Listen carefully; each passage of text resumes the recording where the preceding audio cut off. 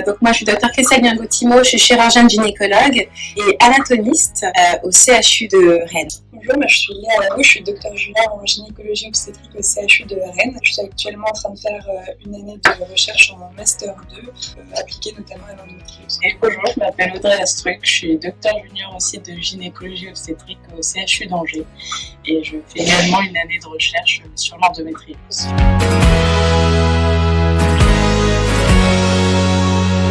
Alors on a commencé par faire 6 années d'études à la faculté de médecine. Ensuite on a fait à nouveau 6 années en tant qu'interne en gynécologie obstétrique. Puis moi j'ai continué un petit peu après. J'ai été chef de clinique pendant 4 ans, assistant 1 an et puis maître de conférences universitaire et praticien hospitalier, ce que je suis actuellement. Dans l'entre-deux, je suis partie 1 an en mobilité à Washington. J'ai pu travailler du coup sur l'endométriose et la chirurgie robotique.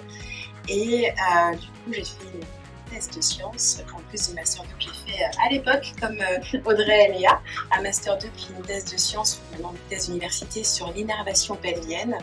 Et puis j'ai soutenu mon habilitation à diriger des recherches sur les domaines de l'innervation pelvienne et de la chirurgie robotique en chirurgie pelvienne bénigne. Et puis j'espère bientôt que je serai professeure, normalement dans quelques mois.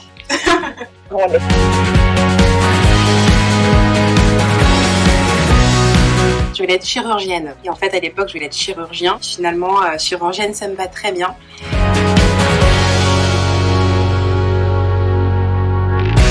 Je pense qu'on peut me définir comme quelqu'un de persévérante.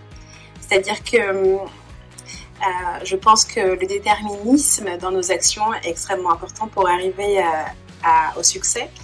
Une phrase que ma mère me disait souvent qui vient d'un président du Burkina Faso, c'est là où ça bat, le découragement s'élève la victoire des persévérants. Alors j'essaie de garder cette phrase toujours avec moi, avec positivisme et douceur.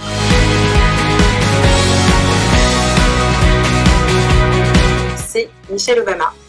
Michelle Obama que je ne vais pas présenter mais que j'admire beaucoup parce que c'est quelqu'un d'intelligent, de belle, de chaleureuse, avec une véritable capacité à diriger, à l'idée, à inspirer, et tout cela avec intégrité. J'aime son éthique du travail, j'aime son charisme, et c'est vrai que j'ai lu tous ses bouquins, je regarde beaucoup de ses interviews, et j'essaye de m'en inspirer pour devenir une meilleure personne. J'en ai d'autres. Il y a Beyoncé aussi. J'adore la musique, j'adore Beyoncé. Sa joie de vivre, ce qu'elle procure à toutes les femmes, une sorte de liberté et d'accomplissement énorme. Et puis, bien sûr, ma mère. Qui m'a énormément, par son histoire de vie, inspirée par ses sacrifices qui ont fait que je suis là où je suis aujourd'hui.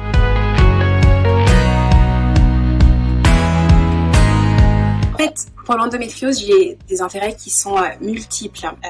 Un intérêt, bien sûr, intellectuel, parce que c'est une pathologie encore mystérieuse, pour lequel il y a beaucoup de choses à découvrir.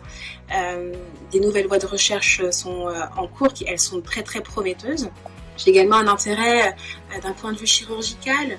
Notre but, c'est d'opérer moins les patientes, au meilleur moment et le mieux possible. Cela passe par des technologies de santé, telles que le robot par exemple, mais cela passe aussi par une connaissance anatomique extrêmement fine et précise.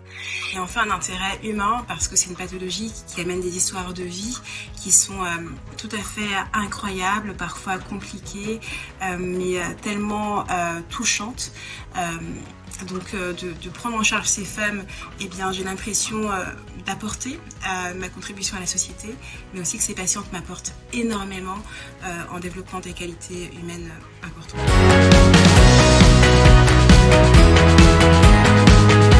Alors, très peu d'études existent sur l'anatomie de l'innervation du petit bassin chez la femme.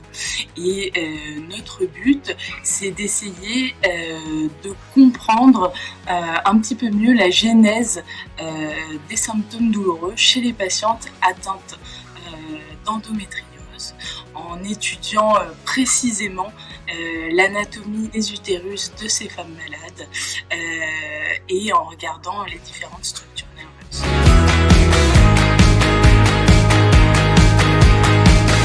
Eh bien, on espère, grâce à notre projet, comprendre pourquoi un même nodule d'endométriose peut causer différents symptômes chez différentes patientes et ainsi pouvoir adapter au mieux les traitements et la prise en charge pour ces patientes. Également, le fait d'avoir une connaissance de cette innervation pelvienne et utérine nous permet de pouvoir avoir une parfaite maîtrise de l'anatomie pelvienne féminine encore inconnue actuellement.